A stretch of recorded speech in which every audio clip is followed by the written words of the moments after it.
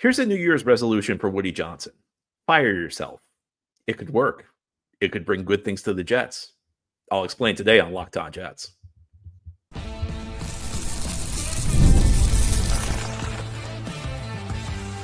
You are Locked On Jets, your daily New York Jets podcast. Part of the Locked On Podcast Network, your team every day. Welcome. This is the Locked On Jets podcast, part of the Locked On Podcast Network, your team every day. It's Tuesday, December 31st, 2024, the final day of the year. And I'm your host, John B. from GangGreenNation.com. Thank you so much for making the show your first listener, first watch every day. Big shout out to you everydayers. This is a daily podcast covering the New York Jets with new episodes each day through the week, Monday through Friday. Well, I think many Jets fans are happy to turn the calendar. This is the final day of 2024. Tomorrow it will be 2025. And for the Jets, maybe that's a sign of a fresh start. This has been an incredibly difficult year. The team has fallen short of expectations in every way, and big changes are at hand. And big changes need to be at hand because everything the Jets have tried this year has completely failed. And I think a lot of the blame has to go to owner Woody Johnson. On today's show, we're going to talk about some New Year's resolutions for the New York Jets. So I have some ideas on what the Jets can do with some of their core players. I have some ideas on a new head coach who might fit what the Jets need. But I'm going to start by talking about the owner because I have a New Year's resolution for Woody Johnson, and that is for Woody to fire himself. Now, when we talk about Woody Johnson being a bad owner, what I really think we're saying is that Woody Johnson is a bad CEO, because he just does not manage the team very effectively. He's the man who's in charge. He's overseeing the day-to-day operations. He hires bad people. He meddles when he should not. He gives bad advice. He makes bad personnel moves. He's pretty much everything that's gone wrong this year, Woody Johnson has had a hand in. And that's been true for a very long time. Over the last 14 years, the New York Jets have been the worst run franchise in any of the four major North American professional sports leagues. In fact, over the last 14 years, they're the only franchise that has not made the playoffs even once. And in that span, they only have one winning season. There's really no way to defend Woody Johnson's management of this team. Here's the thing, though. An owner does not need to be the CEO. The team can hire somebody who's not the owner to oversee the day-to-day operations of the team. Now, I think that Jets fans should try and do everything they can to raise the pressure on Woody Johnson to try and sell, because he has proven himself to be just horrible. And this fan base deserves a new owner. And you see it over and over again in sports. Teams fail because they have bad owners. And how many times we've seen it in this city with the Mets? You get a good owner, things can turn around pretty quickly. We're seeing it in Washington with the Commanders. They get rid of the worst owner in the league, a guy who was actually worse than Woody Johnson and Dan Snyder. They've turned it around quickly. But acknowledging that might not be the most realistic thing right now. We can hope it happens, but that may not happen right now. Woody Johnson may not be interested in selling the team because it's cool to, it's really fun to own an NFL franchise. So here's a compromise. Woody Johnson fires himself as the CEO and brings in somebody professional to run the operations. If you're the owner, you hire a coach to run the team during games. You hire a GM to run the football operations. Now, of course, if you're Woody, you interfere in them. You hire guys to run the business side. So why not just hire somebody at the top level who oversees everything? And Woody Johnson remains the chairman of the board. Look, he still owns the team, but he stops interacting in the day-to-day management of the team. He hires one person, and this person takes on the role of running the entire Jets operation.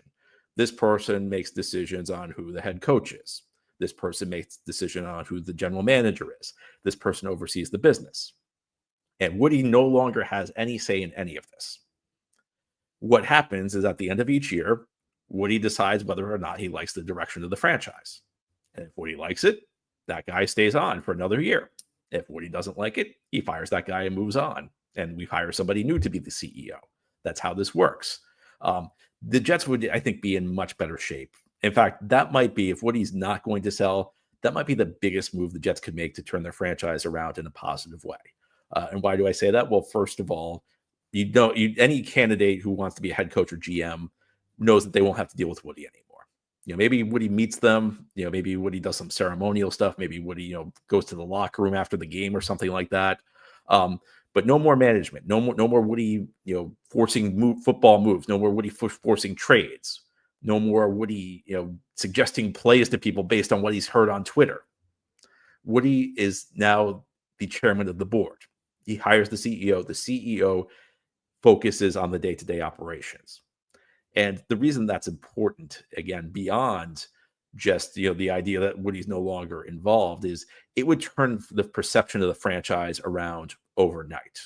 And you actually would get good candidates for this job. There would be people in sports management, whether they're talking college sports, pro sports. There would be people in the corporate world who would be interested, big names, because there's an opportunity to run an NFL franchise and do it on your own terms. And who would the right candidate be? Well, it's difficult to say, but when we talk about the Jets trying to hire a new head coach or a new general manager, one of the obstacles is it's difficult to find the top tier candidates. Jets may end up with a top tier candidate still because there's only 32 of these jobs available in the world. And I think when you get close to it, you talk yourself into your ability to manage Woody Johnson. But if you get somebody out there who's a professional, if you get somebody to run a franchise who's a professional CEO, and you don't have to deal with Woody, it would change everything around this franchise. It would change the perception of the Jets' attractiveness to coaching candidates, to general manager candidates. Now, do I trust Woody to hire the right person as CEO? Not really, but we're dealing with a world of realistic possibilities. Would I rather Woody have his hand in everything? But I'd rather Woody give his quote unquote helpful suggestions to the head coach on what he should do? No.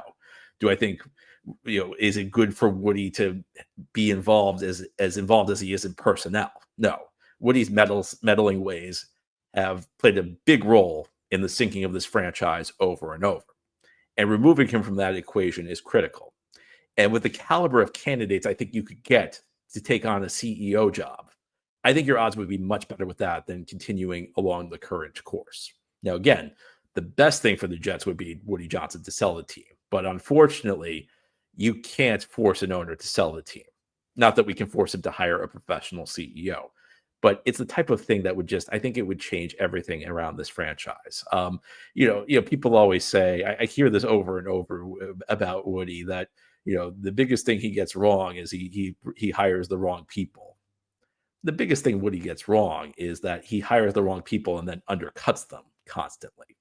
He doesn't bring in the best people, but then he meddles in a way that makes it impossible for them to succeed. He takes bad situations by bringing in mediocre people and then makes them worse by meddling and undermining them. This has to end. If you want to talk about the biggest reason the Jets failed this year, I mean, there are lots of different ways. There's lots of different points you can argue. You can talk about Aaron Rodgers' decline. You can talk about coaching. You can talk, certain players not performing. If you want to talk about the biggest reason the Jets have failed for 14 straight years, and it's almost impossible to go in the NFL, a league that is designed to create parity, to go 14 straight years without making the playoffs, to have one winning season in 14 straight years. It's almost impossible to do even if you're trying.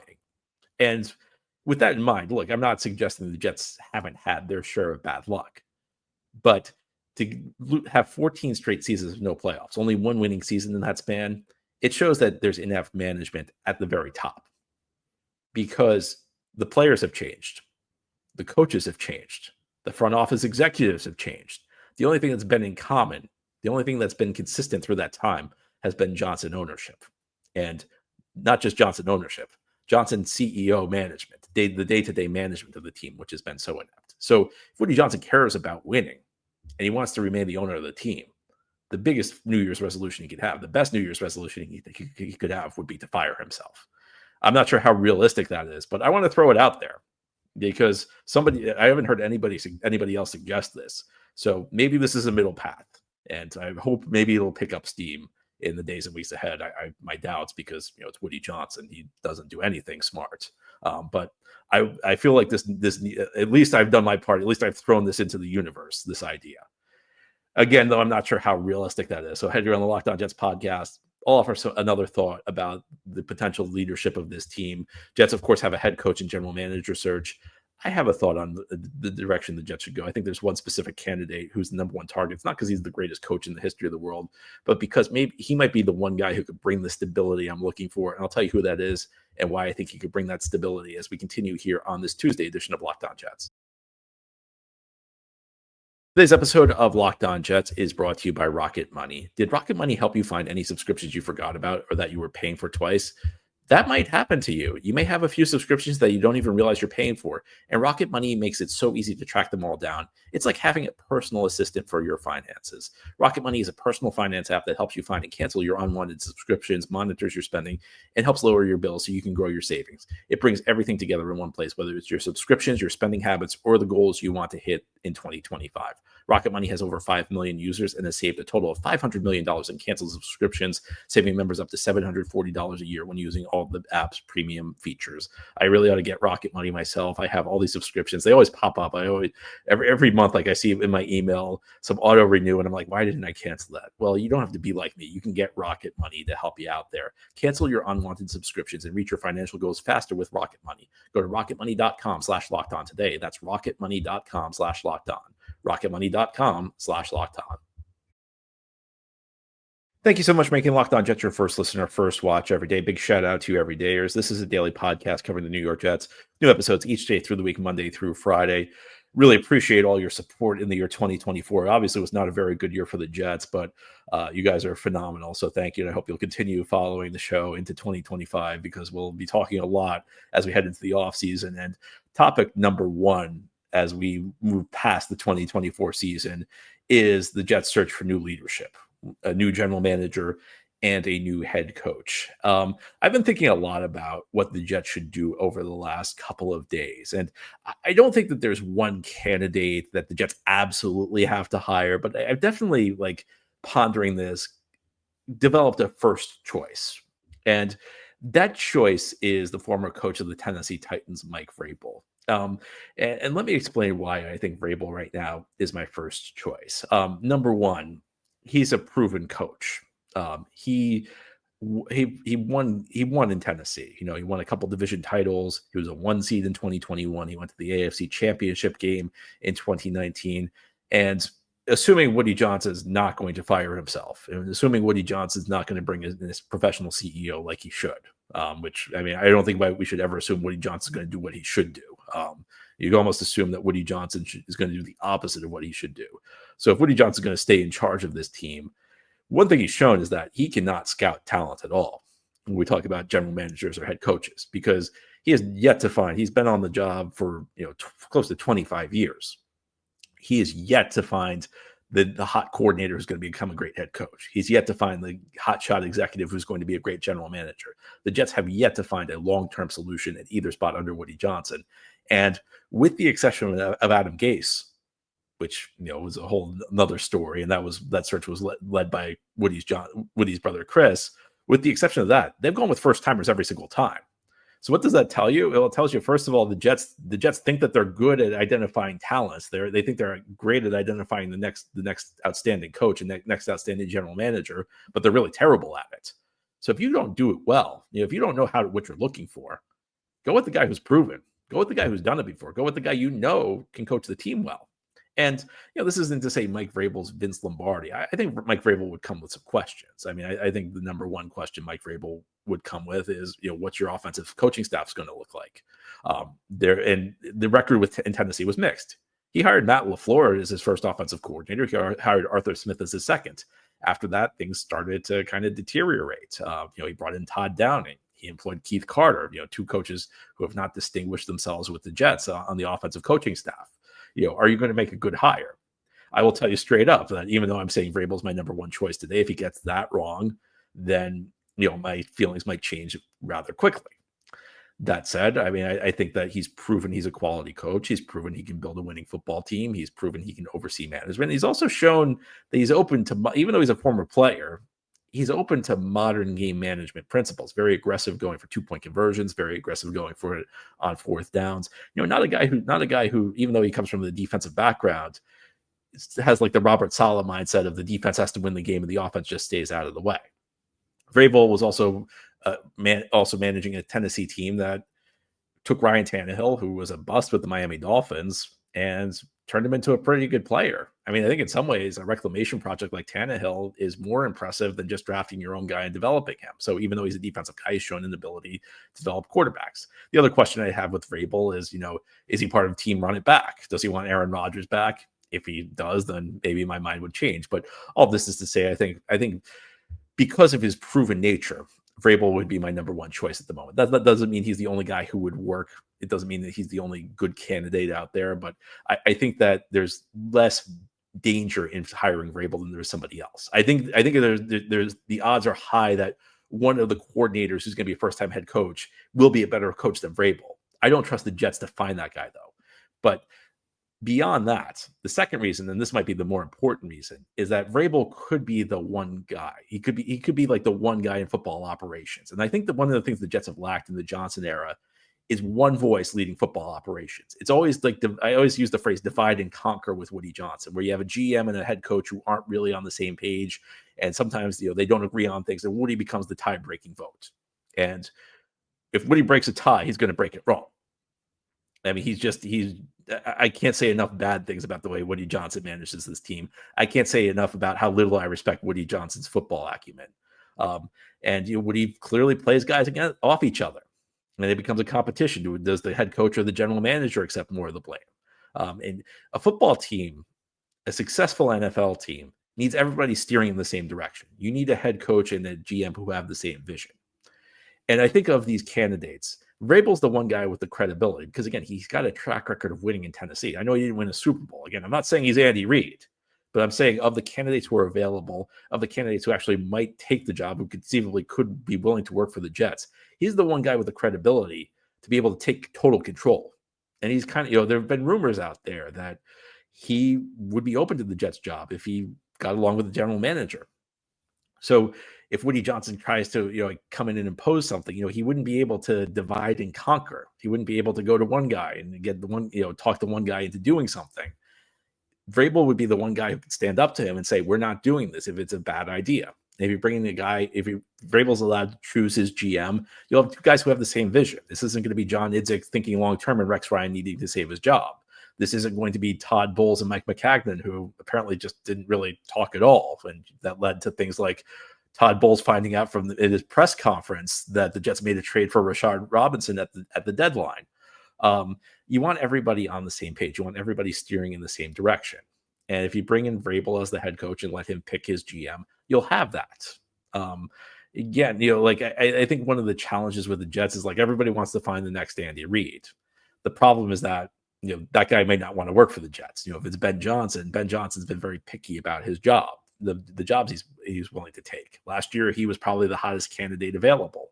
Lions offensive coordinator Ben Johnson. He decided to just go back to Detroit for another year because he didn't like any of the situations.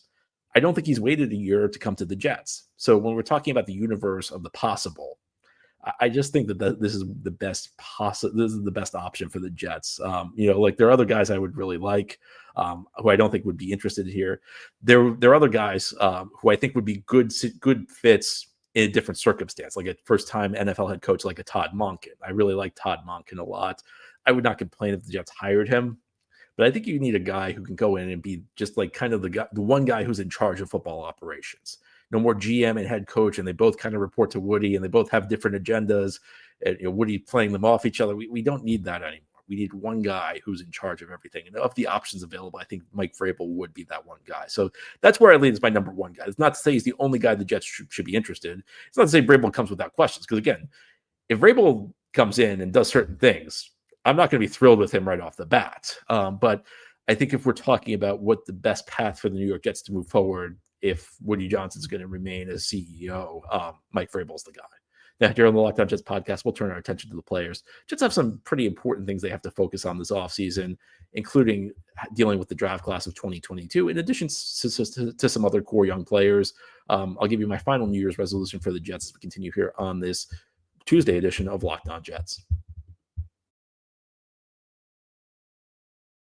This is the Locked On Jets podcast on this Tuesday, the final day of the year. It is December 31st, New Year's Eve.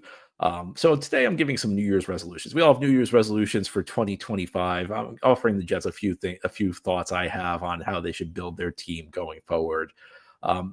This has been a very disappointing Jets season. It's been a very disappointing last 2 years for the New York Jets. And one of the big reasons that it's disappointing is the Jets have squandered an enormous opportunity because in the 2022 draft, they hit it out of the park. they drafted Sauce Gardner, 2-time first-team All-Pro, who's not having a great year this year, but has been one of the best players at any position in the NFL since he entered the league. They have Garrett Wilson, who has overcome bad quarterback play all 3 seasons and been frustrated by the losing, but still has posted 3,000-yard seasons in 3 years. They got Jermaine Johnson, who, of course, is banged up this year. You hope he returns next year and regains the form he showed in 2023. You have Breece Hall, who's, maybe not the superstar back we thought he would be, maybe not the superstar back we hoped he would be, but I still think part of the solution rather than part of the problem. And there are some other youngish players who are entering their prime. When you talk about Elijah Vera Tucker, when you talk about Jamie Sherwood, who's really blossomed this season, there are other guys who offer you some hope, and Joe Tippmann, even Will McDonald to a lesser extent, and Olu Fashanu. There are pieces on this team. This may not have been a Super Bowl caliber team the way the Jets hoped it would be, the way that the Jets frankly sold themselves as. But this is not a situation like 4 years ago, where Adam Gase and Mike McCagnon really left nothing behind. This is a situation where the Jets, if they do things the right way this offseason, can turn this around in about 2 years. I mean, next year is going to be tough because you got to unclog the salary cap. Jets have made a lot of very short-sighted decisions. They have not managed their cap well. They're not going to be able to address all of their needs this offseason. But in a year's time, they should, if they handle this offseason right, they can be right back in this thing. They'll have a lot of resources in front of them. They'll be able to address all of their needs in a year's time because they have this base of talent. But this base of talent is reaching the point where it's going to need to be extended. And I think that we're talking about what the Jets should do this offseason, the transactions they should make. The Jets' 2025 offseason, in my opinion, should be mostly focused on internal affairs. It should be on keeping that young core in place. I think the first 2 guys you'll lock up are Garrett Wilson and Sauce Gardner. And I've kind of dodged a little bit on Sauce. I've kind of gone back and forth on him because he is not having a good year. But I just think the first 2 years were so outstanding that maybe it's just a situation where this season went so far downhill so quickly that, it just impacted him. These are the 2 core players for this team. And I think these are the 2 guys you absolutely pay right off the bat. But then you have like your second tier guys. I think Jermaine Johnson, you maybe hold off. You make sure the recovery from the injury goes well. But early next season, if he gets off to a good start, I think you try and lock him up then. Breece Hall, he plays running back. It's not as important a position. It's a position where big contracts, don't age that well. But I think in the NFL, the pendulum's gone too far against paying running backs. I think this year, if you look at, Josh Jacobs in Green Bay or Derrick Henry in Baltimore, Saquon Barkley in Philadelphia, it shows you that it's not always a bad idea to pay the running back. And I don't think Breece Hall is going to require that much money to keep. You have to remember, first of all, Breece has not made much money in his career. He was a second-round pick. Second-round picks don't get that much money. He also, as much as he looked like he was going to be a superstar maybe that first year and even into year 2, I think we now know he's not a guy who's going to command superstar money just because he's good, but he's not that good. I would definitely put a firm price on it, but I would look to lock Breece up this offseason. I'd try and get him on a reasonable deal. He's a year away from hitting free agency. He's another bad injury potentially away from not being able to earn anything. I actually think there's a case to be made that Breece Hall is going to be willing to work out an extension that's favorable to the Jets this offseason. Jamie Sherwood, he's blossomed. Look, CJ Mosley is a great guy in the locker room. CJ Mosley's not been worth the money the Jets have paid him. And even though they don't get any cap savings by moving on from Mosley, it kind of feels like his body's breaking down. It kind of feels like it's time to move on without him. And you have a guy who you developed. I think it would be a real shame if the Jets spent 4 years developing Jamie Sherwood into a good player, and then some other team gets to reap the rewards. I think that would be a really disappointing move for the Jets. And then Elijah Vera Tucker, I'm going to be a little controversial right now. I'm sold on AVT. He's had a good season. And the issue with AVT has always been, can he stay healthy? Well, he suffered an injury earlier in the season. He did miss some time, but for the most part, he's been on the field. And, I spent a lot of time last offseason talking about this, how I was optimistic on AVT because the injuries he suffered, they were serious, but they weren't really things that lead to chronic issues. This isn't like Mekhi Becton, who, suffered multiple knee injuries and you knew he was never going to be the same. And now now he has to play guard in Philadelphia because he just can't handle the tackle position. I I never felt like AVT was really in danger of suffering relapses. I just felt like those were kind of random fluky injuries. So again, I'd set a price here. The two guys I'm willing to really pay are Sauce and Garrett. Everyone else, it has to be at the right price. But I think this is the offseason where you re-sign AVT. He's going to be on the 5th-year option next year. So he's got 1 year left before he is free agency. Again, it's always best to sign guys before they're in their walk year. Because a guy like Jamie Sherwood right now can go around the league and solicit bids. There's really no incentive for Jamie Sherwood to re-sign with the Jets early. He can go get offers from other teams. AVT's still a year away from doing that, so he might be more amenable to a contract extension. And look, I'm a big believer in this. I've talked about this a lot. In fact, this has been one of my frustrations with the Jets over the last couple of years as they've chased big name after big name. I'm a big believer that you keep your own.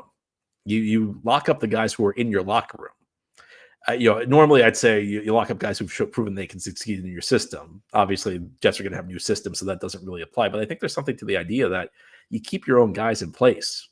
It's almost always better to re-sign one of your own guys than to pay big money for somebody else's player, because you can't always recreate the context that the guy from the other team succeeded in. So I think most of the focus for the Jets this offseason, we know that 2025 is going to be a transition year. Look, you'll still try to win games with the right coaching and a little luck. Maybe they can surprise us. Maybe they can have a better season than I'm expecting. But I think the big focus should be on internal affairs this offseason. So that's my New Year's resolution as far as player management goes. Let's keep the 2022 draft class in place. Let's lock them up long term. Let's also take care of the 2021 guys like AVT and Sherwood. And this is the core we're going to build around. And this is what we should have been doing the last 2 years instead of, throwing this Aaron Rodgers Hail Mary. I will never back down on that statement. I said this as it was happening, that this was a mistake, that the Jets should be focused on building around their young core. They wasted 2 years. They've wasted the cheap rookie contract windows of these guys. Let's fix the mistake. Let's fix the mistake as best we can by investing in these guys now and building around them. That's what I say. Anyway, that's all for today's episode. This has been the Locked On Jets podcast, part of the Locked On Podcast Network. Your team every day is our motto. As always, if you enjoy the show, hit the subscribe button where you're watching or listening so that you'll never miss an episode. If you enjoy the show and listening on a podcast source, give it a 5-star review. And if you're watching on YouTube and enjoy the show, give this episode a big thumbs up. Helps us out, helps other Jets fans find the podcast. Enjoy your day. Have a very happy New Year. Have a very safe New Year. If you're driving, please don't drink. And we'll be back in 2025 to talk more Jets.